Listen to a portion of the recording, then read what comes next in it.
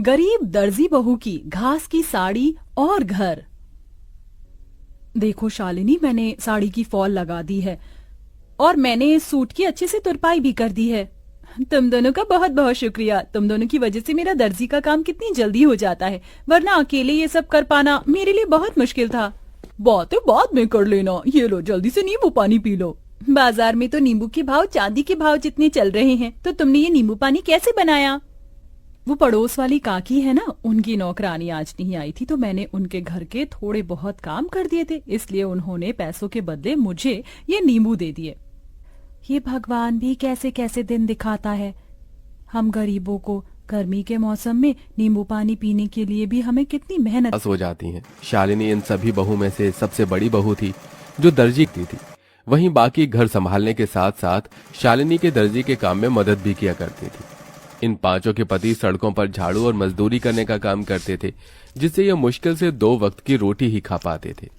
अरे वाह शीला, तुमने तो अपने घर का हुलिया ही बदल दिया। कितना सुंदर लग रहा है तुम्हारा घर। वो तो अच्छा लगेगा ही ना, पूरे 1 लाख रुपए जो लगाए हैं घर के रेनोवेशन और पेंट में। वैसे मेरे ख्याल से तुम पांचों को भी अपनी ये बाबा आदम के जमाने की गुफा को रेनोवेट करवाना चाहिए। न जाने इतनी गर्मी में जैसे घर में कैसे रहते हो। खिड़की दरवाजे तो ऐसे हैं कि अगर किसी का हाथ लग गया तो वहीं टूटकर गिर जाएंगे। पांचों बहू की घर की बेइज्जती करके घमंड दिखाते हुए शीला अपने घर के अंदर चली जाती है। अपने घर की इतनी बेइज्जती होता देख पांचों बहुओं को ही काफी दुख होता है। अरे बाप रे बाप, ऐसा लग रहा है कि धरती लोक पर नहीं बल्कि सूर्य ग्रह पर पहुंच गया हूँ। कितनी गर्मी है। इतनी गर्मी में गुफा में सोओगे तो गर्मी नहीं तो क्या ठंड लगेगी? क्या गुफा? और नहीं तो क्या, ये गुफा क्या आप लोगों को घर दिखाई देती है? शादी को इतना समय हो गया है, लेकिन हम एक ढंग के किराए के मकान में भी नहीं रह सके। कभी कभी तो लगता है इस गुफा जैसे घर को छोड़कर मैं चले जाऊं और वहीं रहूं। याशिका की बातें सुन सभी लोगों को इस बात का एहसास तो होता है, लेकिन अपनी गरीबी और लाचारी देखते हुए वो कुछ नहीं कहते और ऐसी गरीबी में उनके दिन बीतने लगते हैं। अमृता, अगर तुम न होती तो इतनी गर्मी में हमें ये ठंडा पानी पीना भी नसीब नहीं होता। जमीन ठंडी रहती है ना, इसलिए मैंने पानी के मटके रखना शुरू कर दिया था, ताकि कड़ी से कड़ी गर्मी में भी हमें ठंडा पानी मिल सके। कल रात थोड़ी बहुत चैन की नींद नसीब हुई थी। वैसे ये कपड़ा गीला कर ओढ़ कर सोने का आइडिया सच में कमाल का निकला। अब तो मैं रोज ऐसे ही सोऊंगी। पांचों बहुएं हमेशा अपने ऐसे छोटे मोटे जुगाड़ से गर्मी से थोड़ा बहुत बैक लिया करती थी। शालिनी देखो ना, मेरी साड़ी फिर से फट गई, इसे सिल दो। कितनी बार एक ही साड़ी को बार बार सिलकर पहनेंगे? जब से शादी हुई है तब से लेकर आज तक एक भी साड़ी नहीं पहनी है। वही 2-3 साड़ियों को सिल कर ही पहन रहे हैं। अदिति इतना बोल ही रही होती है कि तभी उन्हें बाहर से साड़ी वाले की आवाज आती है, जिसे सुन पांचों बहुएं जैसे ही बाहर आती हैं। अरे भाई साहब, ये नीली वाली साड़ी दिखाइए।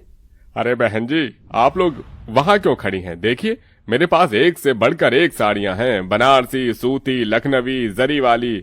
बताइए कौन सी साड़ी दिखाऊं? अरे जी, आप किन से साड़ी लेने के लिए पूछ रहे हैं जो एक ही फटी हुई साड़ी को सिल कर पहनती हैं? इनकी एक सूती की साड़ी लेने की तो औकात नहीं है। ये क्या ही महंगी साड़ियाँ लेंगे। अपनी पड़ोसन मोना और अलीशा को अपनी इतनी बेइज्जती करता देख पांचों बहू की आंखों में आंसू आ जाते हैं और वो सीधा घर के अंदर चली जाती हैं। पांचों बहुएं इस गर्मी और गरीबी से परेशान हो चुकी थीं। पांचों बहुएं आंगन में बैठ एक दिन झाड़ू बर्तन कपड़े कर रही होती हैं कि तभी अचानक जोरों से हवाएं चलनी शुरू हो जाती हैं। लगता है बहुत जोरों से तूफान आने वाला है। चलो जल्दी घर के अंदर चलते हैं। पांचों बहुएं जैसे ही घर के अंदर जाने लगती हैं कि तभी तेज आंधी की वजह से उनके घर की छत उड़ जाती है और साथ ही साथ उनके घर की दीवारें बिखर जाती हैं। हे भगवान, ये तूफान गांव में नहीं बल्कि हमारी जिंदगी में आया। अब हम लोग कहाँ रहेंगे? अपने घर के टूट जाने की वजह से पांचों बहुएं बहुत रोती हैं। शाम होते ही इन सब के पति घर आते हैं और ये सब नजारा देख उन्हें भी काफी दुख होता है, जिसके बाद अब वो सभी सिर छुपाने के लिए जंगल की तरफ बढ़ते हैं और एक बड़े से पेड़ के नीचे बैठकर अपनी रात वहीं गुजार लेते हैं।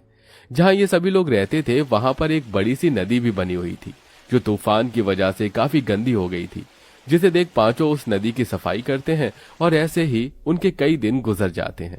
कभी कभी तो मन करता है इसी नदी के अंदर कूदकर जान दे दूं, कम से कम इन चीजों से छुटकारा तो मिलेगा। अमृता, ये तुम कैसी बातें कर रही हो? जिंदगी का तो नाम ही संघर्ष है। हम लोग ऐसे हार नहीं मान सकते।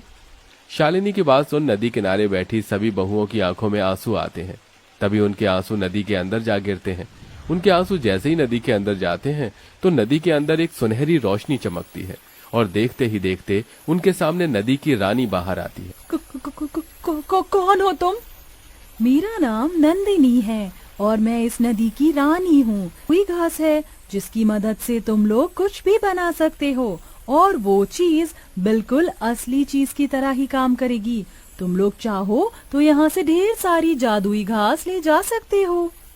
नदी की रानी, आपका बहुत बहुत। पांचों बहुएं उस जादुई नदी के अंदर से ढेर सारी जादुई घास लेकर आती हैं और सबसे पहले उन जादुई घास से अपना घर बनाने लगती हैं। क्या इस घास से हम लोगों का घर बन पाएगा? ये मामूली नहीं जादुई घास है। नदी की रानी ने कहा था कि इस घास से बनी हुई सभी चीज असली चीजों की तरह ही काम करती है। क्या पता ये घास का घर भी हमारा असली घर हो। पांचों बहुएं कुछ घंटे के अंदर एक बहुत बड़ा सा घास का घर तैयार कर देती हैं, जिसमें वो पांचों अलग अलग कमरे भी बनाती हैं। साथ ही साथ वो बाथरूम और रसोई घर भी बनाती हैं, जिसमें घास का चूल्हा, घास के बर्तन और कमरों में घास का पलंग, कुर्सी। जादुई घास होने की वजह से सारी चीज असली चीजों की तरह बिल्कुल मजबूत हो चुकी थी। मुझे तो यकीन ही नहीं हो रहा कि हम लोग अपने घर के अंदर खड़े हैं, वो भी एक ऐसा घर जो असली घर से भी ज्यादा मजबूत और अच्छा हो। अब तो हम यहाँ आराम से रहेंगे। जादुई घास होने की वजह से हमारा ये घास का घर भी कितना ठंडा है। अब तो यहाँ हमें बिल्कुल भी गर्मी नहीं लगेगी। पांचों बहुएं अपने अपने पतियों के साथ आराम से घर में रहती हैं और ऐसे ही कुछ दिन गुजर जाते हैं। सच में अब तो हद हो गई है। मन कर रहा है ये बची कुची साड़ी ले जाकर फेंक दूं। क्या हुआ अदिति, तुम इतने गुस्से में क्यों हो? गुस्सा ना करूं तो खुशी के मारे नाचूं। उस दिन तुमसे सारी जादुई घास लेकर आती है और अपनी सिलाई मशीन पर बैठकर कुछ घंटे के अंदर ही घास की बनी हुई 5 साड़ियां तैयार कर देती है। साड़ियों के बॉर्डर पर वो तरह तरह के फूल भी लगाती है, जिसके बाद अब जैसे ही पांचों बहुएं उस घास की साड़ियों को पहनती हैं, इस घास की साड़ी को पहनकर तो ऐसा लग रहा है कि मानो जैसे मैंने रुई की साड़ी पहन रखी हो। अब इन घास की साड़ियों में हमें बिल्कुल भी गर्मी नहीं लगेगी और हम आराम से रहेंगे। पांचों बहुएं उस घास की साड़ियों को पहनकर काफी खुश होती हैं। जिस तूफान से इन पांचों का घर टूटा था, उस तूफान में गांव में और भी कई लोग थे जो बेघर हो गए थे। ये सब देख पांचों बहुएं उन लोगों के लिए जादुई घास से घर बनाती हैं। अरे आप लोग तो हमारे लिए देवी हो। जो चीज सरकार और अमीर लोग न कर सके वो आपने कर दिया। आपका एहसान हम कैसे चुकाएंगे। जादुई घास के घर बनाने के साथ साथ पांचों बहुएं गरीब औरतों के लिए घास की साड़ियां भी बनाती हैं, जिन्हें वो काफी सस्ते दामों में बेचती हैं। बरसों से सपना था कि सूती की साड़ी लूंगी, लेकिन हमेशा पैसों की कमी की वजह से ना ले सकी। लेकिन आज आपकी वजह से मैं रुई जैसी मुलायम साड़ी पहन सकूंगी। आपका बहुत बहुत शुक्रिया। जरूरतमंदों की मदद कर पांचों बहू काफी खुश थीं। वो घास की साड़ी बेचकर थोड़े बहुत पैसे भी कमा लिए हैं और बुटीक खोलती हैं। घास की तरह तरह की ड्रेस बनाकर बेचती हैं और अब उन सब के पति अपना खुद का काम शुरू कर देते हैं। धीरे धीरे उनकी जिंदगी